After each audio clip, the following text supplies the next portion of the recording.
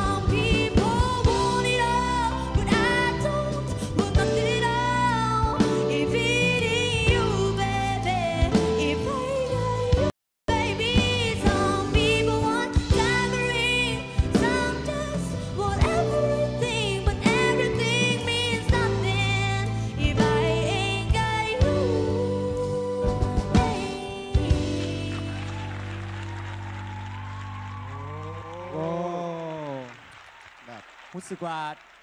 มาแบบงามเลยเดี๋ยวงามมิหลีเลยงามและสง่าอีกนำแมนแบบใหม่หมายถึงว่าน้ำเสียงเพิ่นแบบงดงามหลายเจ้าแหมอย่าสุหลงแม่เดี๋ยวถามชื่อเสียงเฮียงน้ำก่อนว่าผู้เข้าประกวดคนนี้ชื่ออย่างไรสบายดีน้องเองซื้อนุ่นนออายุ14 ปีมาจากนครหลวงเวียงจันทร์14 ปีถ้าโตสูงขนาดนี้เทเลอร์เมื่อกี้นี่ฟังผิดบ่14 ปีแม่แล้วแม่ยังเจ้าอย่ากลับไป14 ครั้งวะ14 ครั้งวะเอาเป็นว่าตอนนี้มาฮอตเวลาที่ระทึกใจกันแล้วเขาจะมาลุ้นไปด้วยกันว่าผู้เข้าแข่งขันผู้นี้จะผ่านเข้ารอบไปหรือเปล่ากับช่วง The Featuring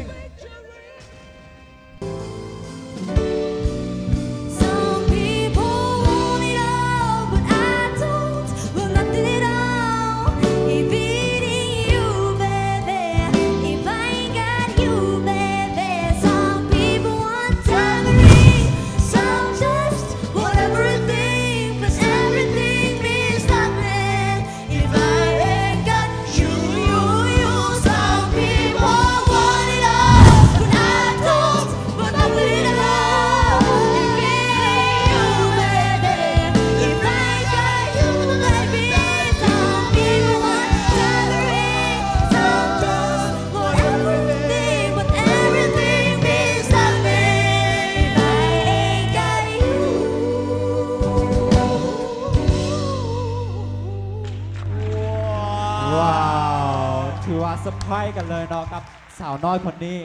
อายุ14 ปีตั้งแต่ออกมานี่โค้ชไกนี่ตาซักใส่ได้นี่บ่แม่นว่าย่านน้องงามก่อนบ่นี่14 ปีได้นี่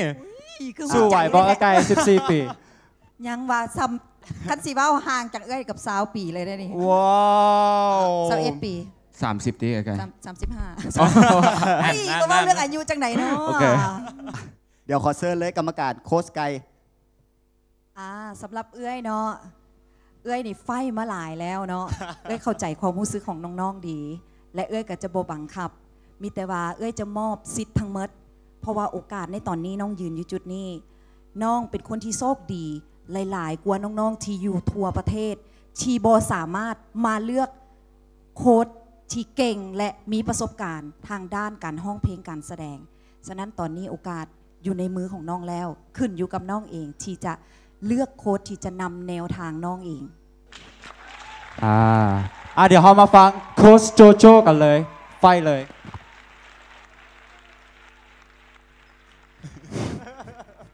ตัวดีใส่ยาก็ละใส่ไอ้โจ้กับมึงยังหลายแกมีแต่ว่าก็อยากบอกแต่ว่าไอ้โจ้ยืนคนทำบิดนะไอ้โจ้ยืนปุ๊บคนอื่นก็ตามมาเนาะถ้าบอกว่าไผ่มาก่อนไอ้โจ้มาก่อนคิดถึงไอ้โจ้ในก็ดีขึ้นกันเข้าใจอะไรนะสั้นๆแต่จับใจความ ฟังเสียงน้องฮู้ว่าน้อง14 ปีนะเป็นสิ่งที่แบบเห็นให้รู้สึกตื้นตันและกับประทับใจเพราะว่าบ่เคยได้ยินเด็กน้อย14ขอเอิ้นมาเด็กน้อยนะเพราะว่า14 ปีมีเสียงมีพลังป่านี่นะห้องไปต้นไปโอเคเสียงดีแต่ว่าทอนกลางมาปั๊บเสียงเป้งออกมาปาคนหนาวลุกเลยก็เลยว่าต้องได้ลุกขึ้นแล้วต้องได้ซอยเด็กน้อยผู้นี้เนาะใหญ่ขึ้นไปพร้อมกันแล้วก็เป็นดาวอันดวงใหม่ของประเทศลาวพอละไอแซมพอละคือพอสอนลูกกันหน่อยจักสำหรับไอต้าเนาะน้องฮู้บอกว่าน้องเป็นคนที่อายอยากได้แหงตอนนี้เพราะตัวมีดาวในตัวที่เจือจรัสหลาย14 ปีขนาดนี้ตัวขึ้นหาตอนอายุ18 ปีตัวที่เป็นซูเปอร์สตาร์ได้บอแต่ถ้าขาดอ้ายยากแน่นอนตัวฮู้แมนบอตัวฮู้ดีเนาะโอเคตัวฮู้ดีโจโจ้บอกว่าโจโจ้ลุกก่อนแต่ถามใจไอ้เลือกตัวก่อนตั้งแต่ไอ้แซมมาทั้งหลังตั้งแต่ก้าวขาแรกยังมาเขาเอาแล้วถ้าน้องเลือกทางผิดน้องสิผิดไปเลยสังเกตทางผิด1 2 3ทางถึกอยู่นี่โอเคขอบใจรู้สึกว่าโค้ชทั้ง4คนได้กดดันน้องหลายเนาะเอาเป็นว่าซิดนีย์อยู่กับน้องว่าจะเลือกไผ่เป็นโค้ชของตัวเองกับช่วง The Featuring โค้ชคนใดที่จะพาน้องไปสู่ฝันขอเลือกไอตาเด้รู้สึกว่าแบบบ่คิดอย่างไรเลยได้แบบไอต้ากอมเอาจนได้เห็นนะโคสต้าเขากอมเอาจนได้เลยเนาะนี่ครูเด้ลูกครูเซินนังโค้ชเซินนังเซินนังโจ้นังเลยโจ้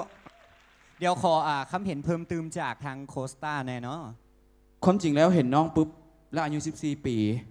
เห็นแบบนี้แล้วเขาฮู้เลยว่าผู้นี้สิมาเป็นดาวดวงใหม่ของวงการบันเทิงและสิเป็นดาวที่เจอจรัสแห้งที่สุดเดี๋ยวไอต้าสิใส่ความสามารถที่มี experience ทั้งหมดที่มีพาน้องไปถึงดาวดวงนั้นให้ได้เนาะโอเคไปอยู่ทีมต้ากันเข้าใจเนาะแล้วก็ขอแสดงความยินดีกับน้อง